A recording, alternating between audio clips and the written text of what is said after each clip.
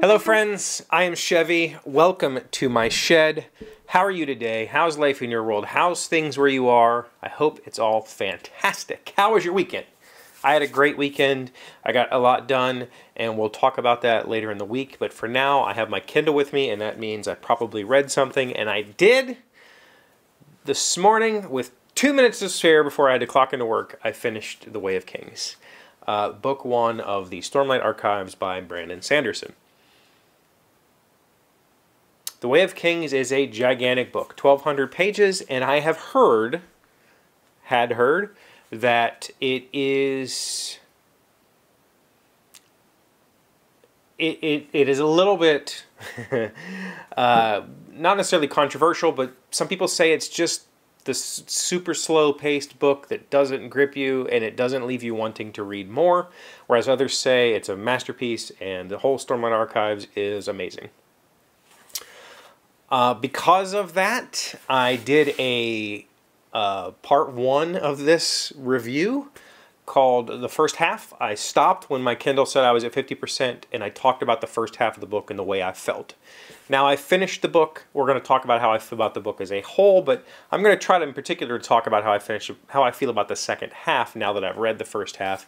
And this review is probably going to contain quite a few spoilers. I'm not going to try to hold back too much. So if you're interested in The Way of Kings and you're not sure whether it's for you or not, maybe go watch part 1 where I talked about the first half before deciding to watch this video. So I finished this morning. I almost stayed up last night to finish, but I knew I had a big day at work, so I didn't want to put myself into that. But I woke up early enough that I was able to finish it. 1,200 pages, almost 1,200 pages is The Way of Kings, and I read it without very much skimming. I skimmed a tiny bit here and there just because there was a decent amount of repetition, but I'm not sure that I like the book. I'm not convinced. I haven't convinced myself yet that I liked it. My gut reaction when I finish a book on here, Kindle gives me the little go ahead and rate it on Goodreads. My initial reaction was it's a 3-star book, and I'm honestly not even sure it's worth 3 stars. The only reason I gave it 3 stars is because Brandon Sanderson's writing is very much not in the way. It's very kind of just, you know, soda and popcorn read that you just kind of breeze through. It doesn't take a whole lot of effort to read this book. It's 1,200 pages, but it goes by really quick. I did it in a week, basically. I think I started Stormlight Archive a week ago. And I wasn't reading that much. So Brandon Sanderson's writing is very much not in the way. It gets out of the way, often to a fault, in my opinion, especially in this book. So what's going on here is the first half I talked about how really the first half of the book nothing happened. And I felt like the first half was, I felt like I had just hit the turning point. When I said that was in the end of the first half, at the end of 50%. I don't necessarily mean the book is broken up into parts. I don't necessarily mean at the end of any of the parts. But at the end of the halfway point, Kaladin, the main, what I would consider to be the A character or the main character, is hung out in a high storm, and he's beat to death, but he survives. And one of his squad members discovers that he has the power to consume Stormlight. He has the power to use Stormlight, and he uses that power to heal himself. And I felt like that was the turning point. I felt like from that point forward, Kaladin was going to be this badass who learned how to do all these awesome things. And that definitely was not the case. That was not the turning point. The turning point for Kaladin was another, it was probably around 80% or 80 to 90% of the way through the book. It wasn't until the last like 15 or 20% that anything happened in this book. And I'm not saying that because I'm upset. I'm saying that because what felt like to the reader as a turning point for Kaladin really wasn't, because we had to watch Kaladin learn all of these things about his new power. I think this is one of those instances where the prologue really hurt the book. And the prologue in this book is we get to see... I've just forgotten I've just forgotten the Shin's name, the assassin. And we get to see all these amazing things he can do with this power. And then 600 or 800 pages later, we get to see our main character start to use facets of that power. And as the reader, we already know what he's capable of, or we assume we do. We assume we know what he's capable of because we've seen another character do it. But instead of him just being able to do those things, we have to watch this progression. And we're like, okay, we already know where this is headed. Why are you walking me through this? And it felt a little wrong. I think that had we not seen, we could have been introduced to the assassin as this mystical figure that kills with unknown power, and then been shown what Kaladin can do. We could have shown Kaladin glowing and been like, wait, didn't the assassin guy glow? We could have done something like that, but no, we already know at that point. And yet it takes another 300 pages for him to actually be able to use that power or to be able to do anything with it. And that felt really weird to me. As a reader, I was just anticipating, like, okay, Kaladin, when are you going to realize that you have these amazing powers? Like, I already know you do. When do you realize it? And so the payoff there, there basically wasn't a payoff. And I'll tell you, by the end of the book, he barely uses those powers, and he doesn't understand what he's doing when he does it. He saves his men, and he saves Galavar, and he's all that sort of, not Galavar. Yeah, whatever. I'm terrible with names. He saves the day, but he does it by mistake, by happenstance, by, you know, like, it's a very strange payoff. There's a few twists at the end of the book that make you go, ooh. When Shallan reveals her deep secret to the beings that she is seeing, you go, okay, like, that's cool. And I guess that was a little bit of a gut, like, oh, I didn't expect that, because all along we've been seeing Shallan as this character who is, or Shallan, I don't know how you say her name. We've been seeing her as this character who is doing something she doesn't want to do because it's immoral, and she's seemed very,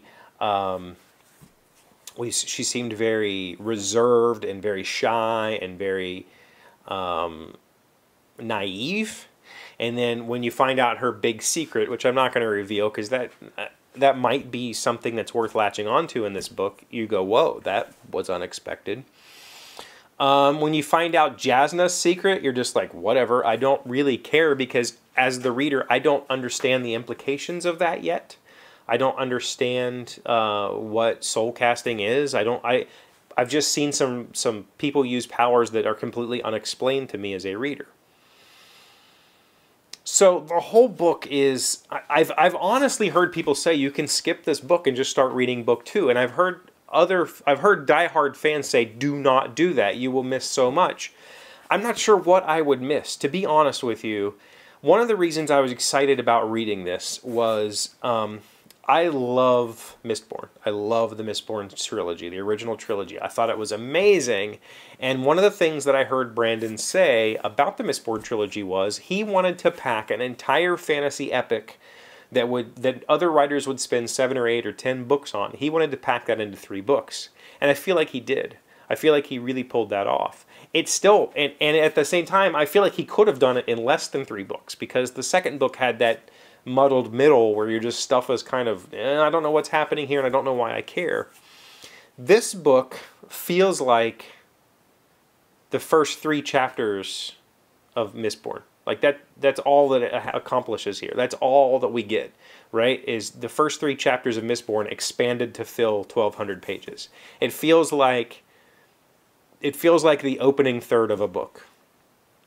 Granted, it kind of is, right? This is the opening chapter of a 10-book series. So it kind of is just the first, whatever, third, not third, but the first, the first third of a book, if you consider this whole book being 10 volumes, right?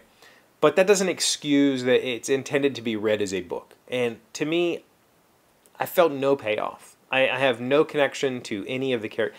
Actually, that's wrong. I have connection to a character, and that's Wit. Wit, or Hoyd, that character seems really cool. And I want to know more about him, and I understand that he is kind of Cosmere wide, and we'll learn more about him through all of the series. Eventually we'll figure out something about this character, but he's the one character, and maybe Andolin, who I felt like, okay, I want to know more about these guys. The rest of the characters, okay, you know, I mean, Kaladin is cool. Kaladin is a badass, but he's also like kind of mopey emo boy. He's kind of just, I don't have any attachment to him. Like the story could have taken an abrupt twist and been about Taft, and I would have been just as pleased with that as I am with Kaladin being the one who receives his powers. Like I just don't really care that much about him yet. I haven't been given a reason to care that much about him.